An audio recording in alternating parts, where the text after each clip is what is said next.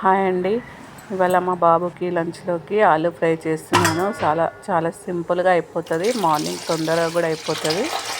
ఇలా మనం కట్ చేసేసుకొని వాటర్లో వేసేసుకొని కొంచెం లైట్గా సాల్ట్ వేసుకోవాలి వాటర్లో. ఆ తర్వాత మొత్తం 2 టైమ్స్ వాటర్లో నుంచి కడిగేసి ఒక వేరే బౌల్లోకి తీసుకోవాలి. పక్కన మనం ఆయిల్ పెట్టుకోవాలి. డీప్ ఫ్రైకి సరిపోయేటట్టు ఆయిల్ పెట్టుకొని డీప్ ఫ్రై చేసుకోవాలి. ఇవి పక్కన ఆయిల్ నేను పెట్టుకుంటున్నాను. ఒక బాండిలో ఆయిల్ పోసి కొంచెం ఎక్కువగానే పోయాలి.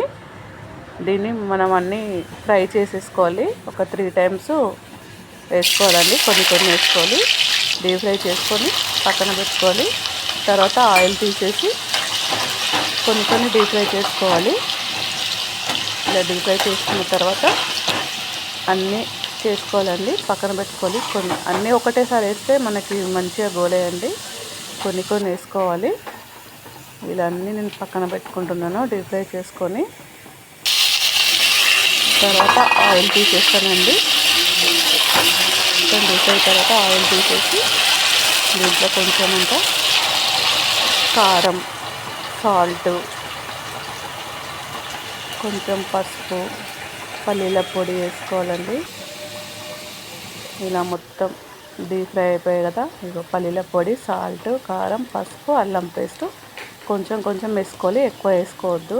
సాల్ట్ కొద్దిగానే వేసుకోవాలి. అల్లం పేస్ట్లో ఉంటుంది కాబట్టి కొద్దిగానే వేసుకోవాలి. చాలా బాగుంటుందండి బాక్స్లోకి.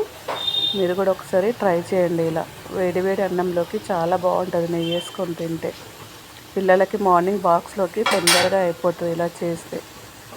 చూడండి ఎంత బాగా ఉడికిపోయిందో. ఆయిల్ కూడా ఏముండదు.